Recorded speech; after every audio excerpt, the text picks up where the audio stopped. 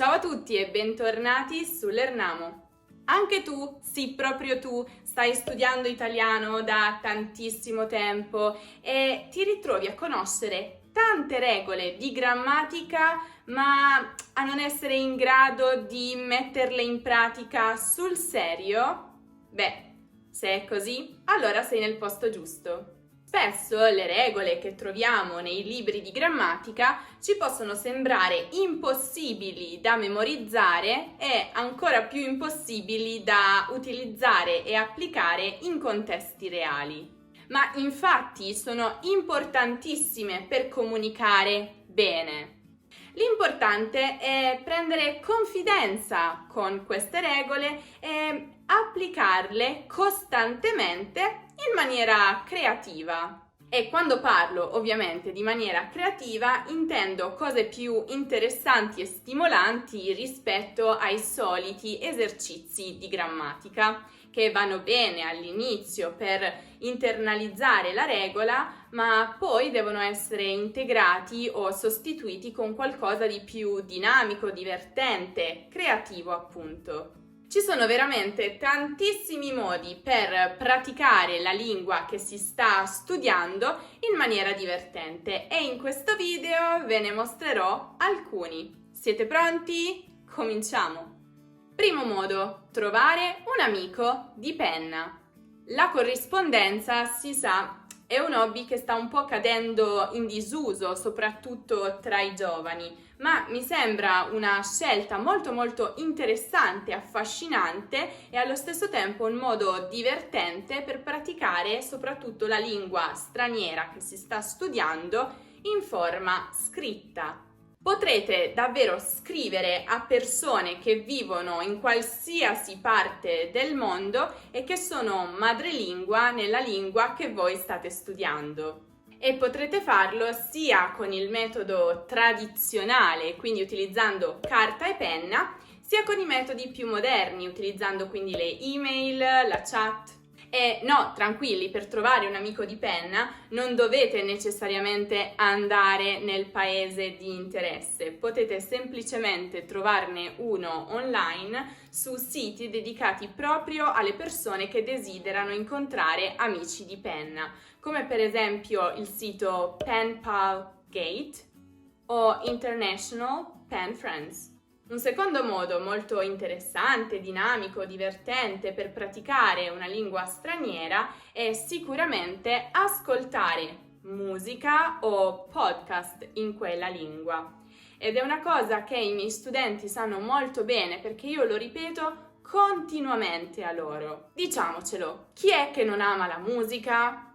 Penso che in alcuni momenti della giornata piaccia un po' a tutti ascoltare una bella canzone, a prescindere da quale sia il proprio genere musicale preferito.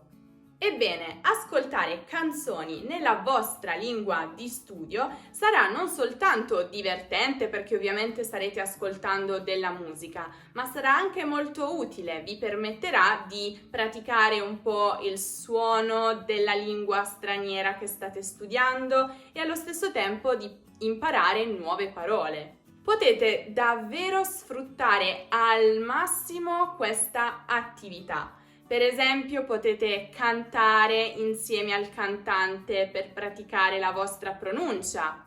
Se siete un po' stonati non fa nulla, potete farlo quando siete da soli a casa o in macchina.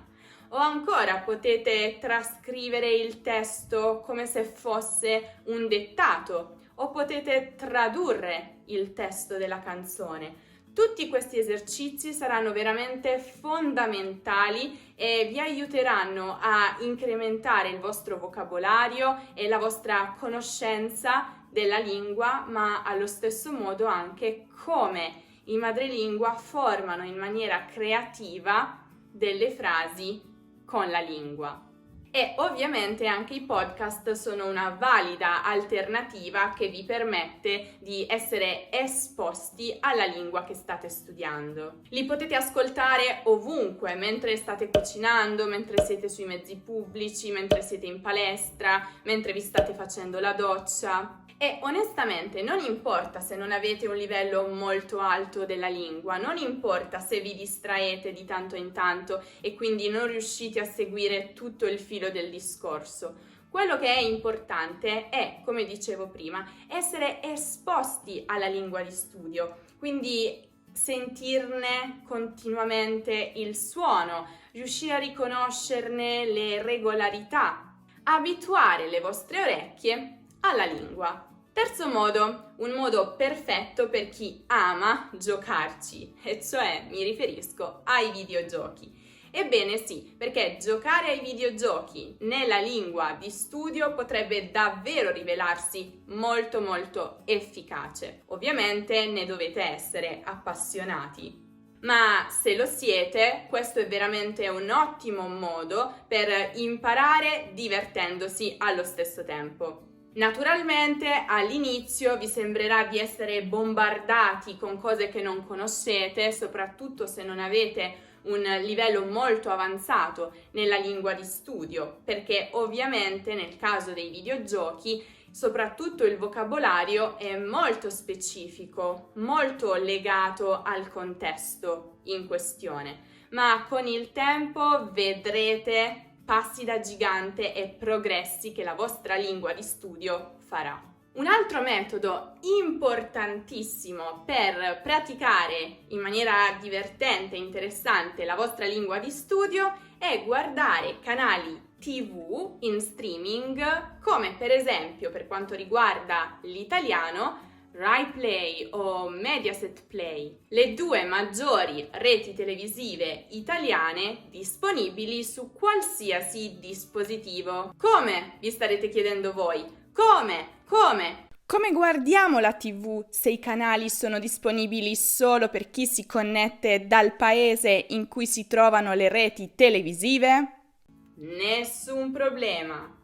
A risolvere questo intoppo ci pensa NordVPN, lo sponsor di questo video.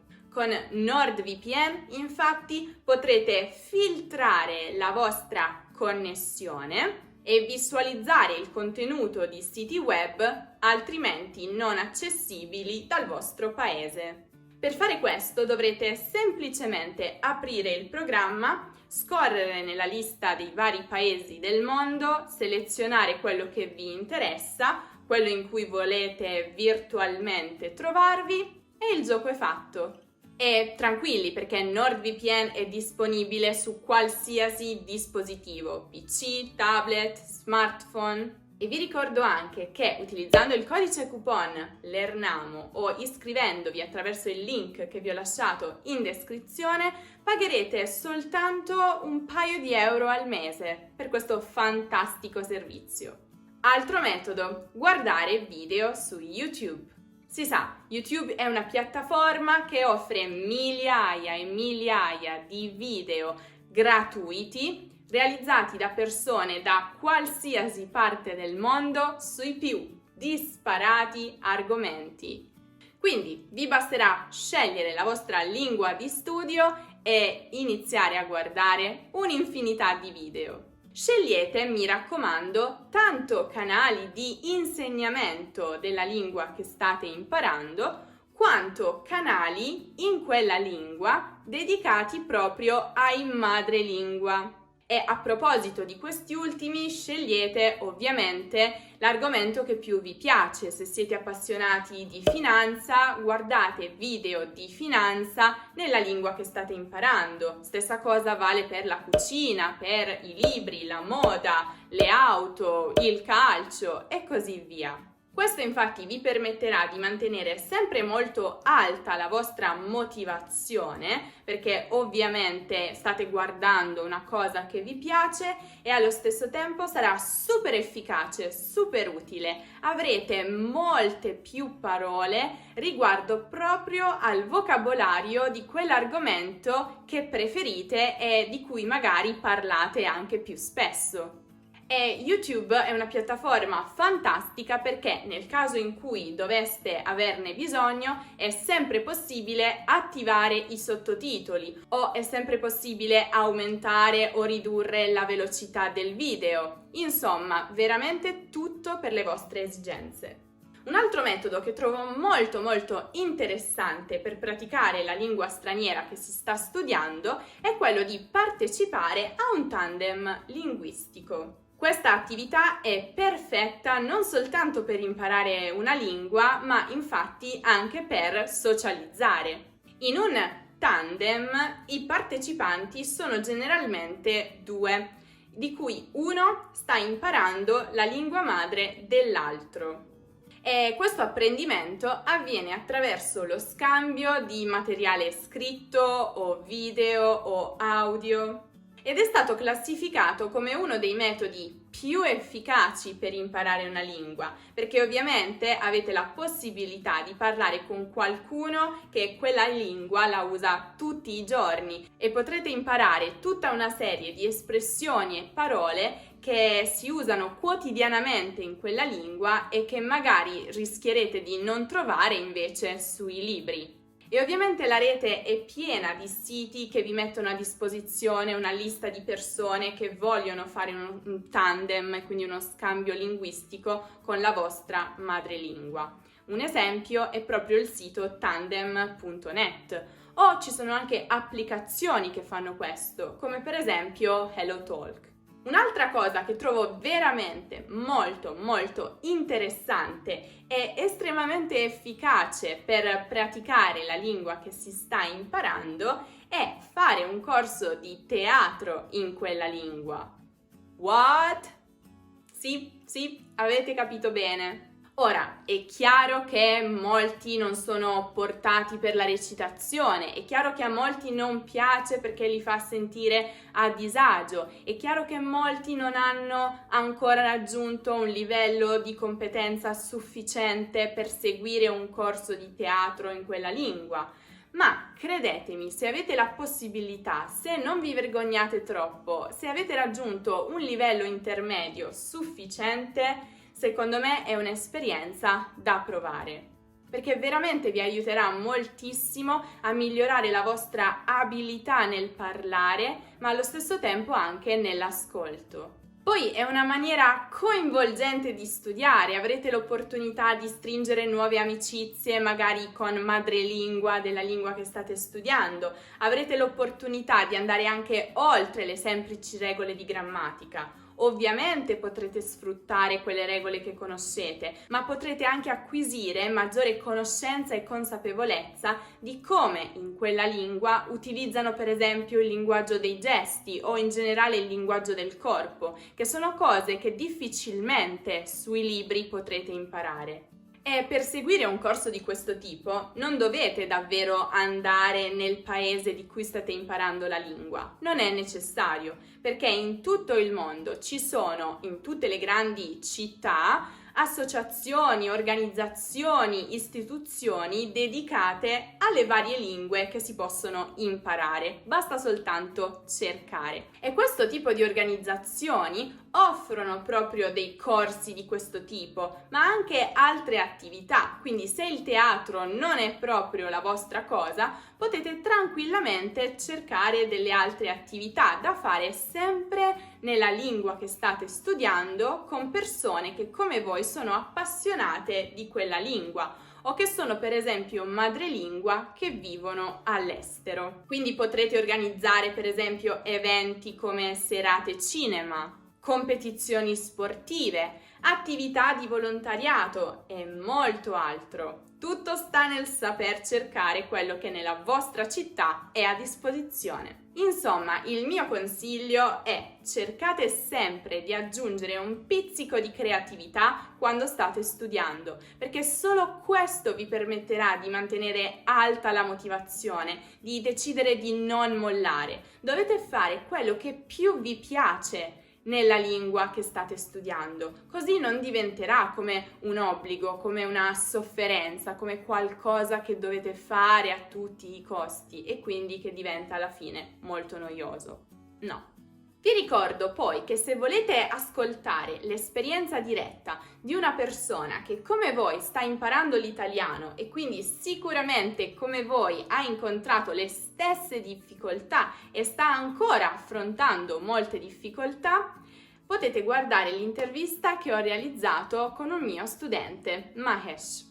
Trovate il video come sempre qui in alto nella card o giù nella descrizione. Così potete davvero rendervi conto che quello che succede a voi è una cosa normale e uguale per tutti, che tutti hanno le stesse difficoltà, tutti hanno vari modi di superare queste difficoltà e quindi potrete sicuramente trovare delle ispirazioni. Mi raccomando. Invece, se volete trovare altri argomenti di grammatica o di cultura italiana, se volete praticarli con degli esercizi, vi consiglio di passare dal nostro sito lernamo.com. E se invece siete un po' più social e amate i brevi contenuti che vi offriamo, potete seguire Lernamo anche su Instagram, su Facebook, su Twitter, su Pinterest e su TikTok. Lì ci sono delle piccole pillole quotidiane solo per voi. Io invece vi aspetto prestissimo con un nuovo video. Ciao!